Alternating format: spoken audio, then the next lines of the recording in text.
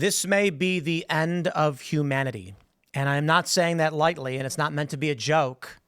I don't think people realize what we're looking at with the expansion of artificial intelligence and a declining birth rate. The issues of a declining birth rate will not be solved by mass migration because the declining birth rates are affecting everyone all around the planet. With the rise of artificial general intelligence and what we're currently at with what is described as the singularity, ladies and gentlemen, I think a not unreasonable prediction of the future is the end of humanity. Now, perhaps you say, Tim, you're wrong. Humans will prevail. I'm not saying they won't. I'm saying if we do nothing and we carry on this course, we will be crushed by our own technology. I view that as a rather nightmarish scenario. I want to play for you this clip from Eric Schmidt. He says, the computers are now self-improving. They're learning how to plan. And soon they won't have to listen to us anymore. Within 6 years, minds smarter than the sum of humans, scaled, recursive, and free. People do not understand what is happening. Jack Dorsey recently came out and said we have to abolish all IP law. And Elon agreed. And the reason why? In China, they are stealing the intellectual property of everyone in America, plugging it into their AI, and it's why their AI is able to advance much more quickly than ours.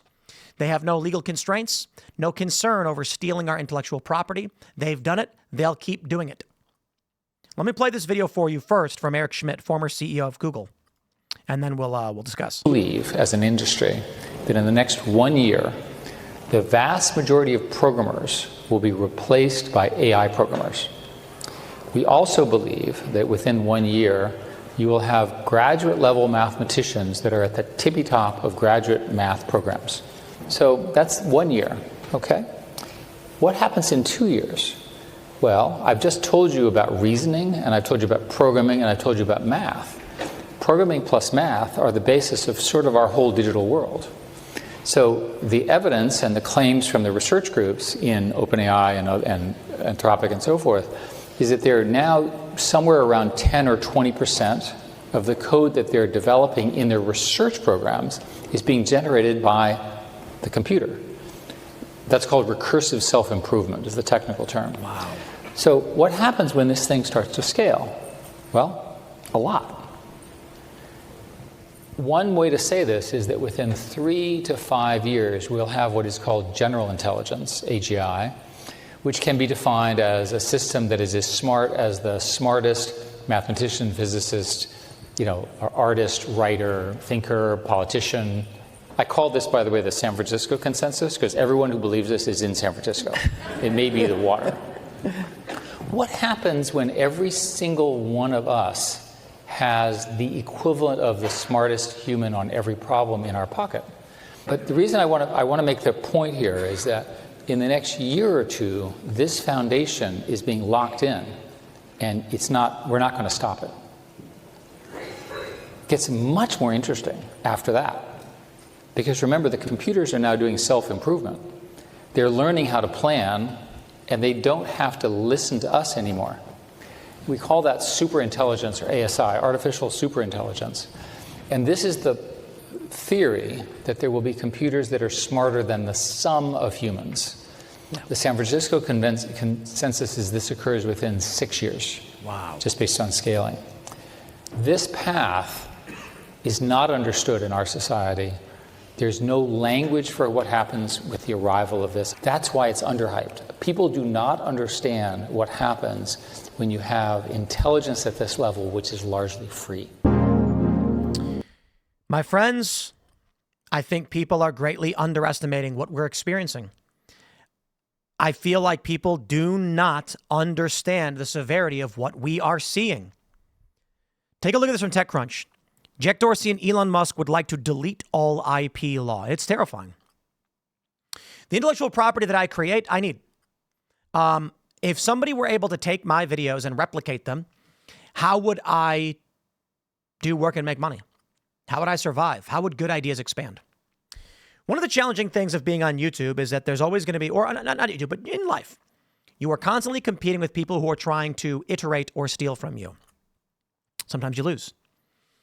There are podcasts that rival some of the biggest podcasts in the world that started well after those podcasts.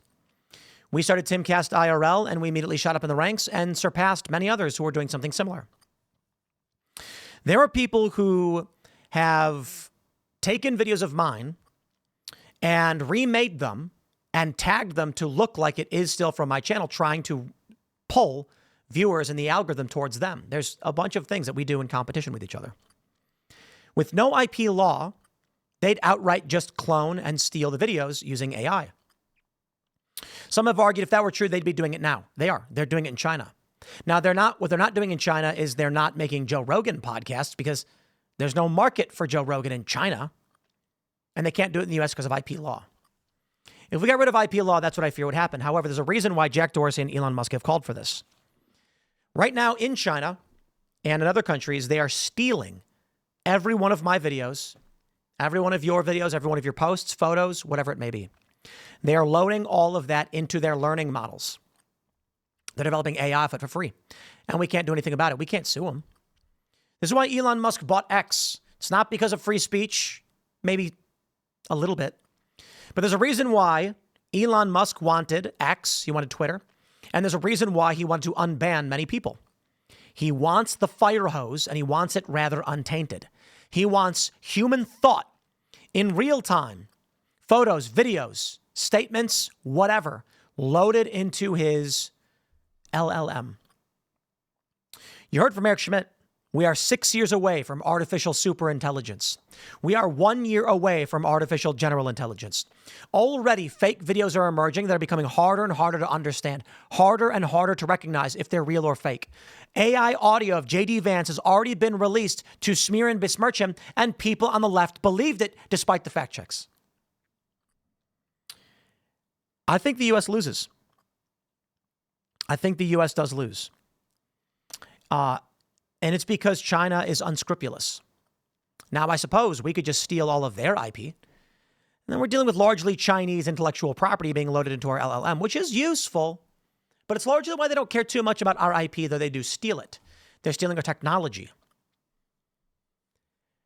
There's no good solution here. I can't support banning or dissolving IP law. It's like the end of my business. This is what we do. Jack Dorsey and Elon argue execution and speed matter more at this point, but this is myopic. Their world is tech. What about the ideas of humans and the worlds they live in and the creativity? How are we supposed to make anything of merit if we're always losing? Let's say I paint a picture and people love it. And so I want to sell it. Someone takes a picture of it and says, I can sell it now too. Why would I work 30 hours on a painting that someone can just copy and sell? That's the world they're talking about. And it's because of AI.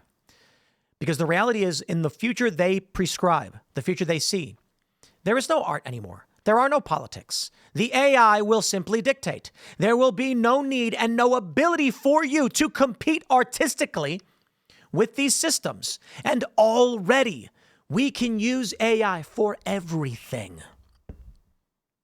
For real. I use AI research sometimes when we're dealing with big stories. Just today, I was asking it about, last night, we pulled up laws on Texas. And we were researching the foundation of these laws. No more journalists. All information is just preloaded. Everything you want to know is right there. And with an artificial and superintelligence, it's going to be able to control how you feel and what you think. So I tell you this right now, my friends, when I say that we have 6 years left of humanity, I don't mean that in 6 years the world just ceases to exist and we're gone.